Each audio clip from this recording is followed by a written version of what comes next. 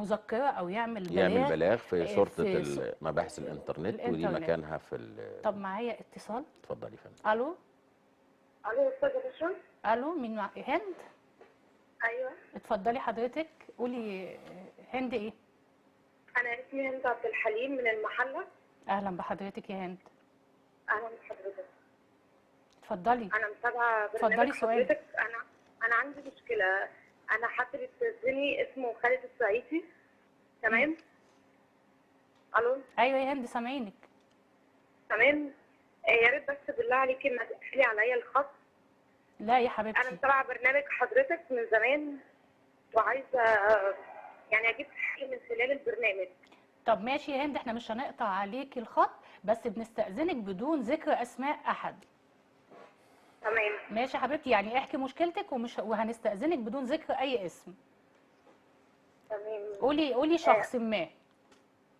طيب. اتفضلي. شخص ما انا كنت واخده منه مبلغ، كان شريكي في محل. تمام. اتفضلي. وبعد كده هو اشتكاني، جيت اديته المبلغ، انكر ان هو اخده. ودلوقتي القضيه طبعا حكمت عليا، وانا سبت الدنيا دي كلها ومشيت، سبت بلدي وسبت محلاتي ومشيت. بس فمش عارفه اعمل ايه.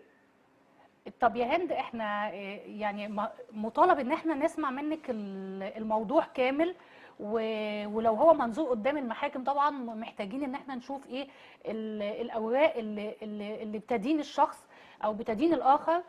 فانت دلوقتي هتسيبي رقمك في الكنترول، واحنا هناخده، وانا هتابع القضيه معاكي وهنعرضها على سياده المستشار، وممكن ان احنا هنبتدي نكلمك من خلال التليفون. شكرا يا هند. هي من الواضح ان هند احمد من محل عندها مشكله، والمشكله دي ابتزاز شخص ليها، شخص ما، ومن الواضح ان هي كانت عايزه تاخد راي حضرتك في القضيه. فبما ان انا اديتها رقم هتاخد رقم من الكنترول وتبقى تتابع مع قوي حضرتك عشان نعرف تفاصيل القضية، عشان نقدر نقول الرأي القانوني السليم فيها باذن الله. وسياده المستشار هيتابع معاك يا استاذه هند. نكمل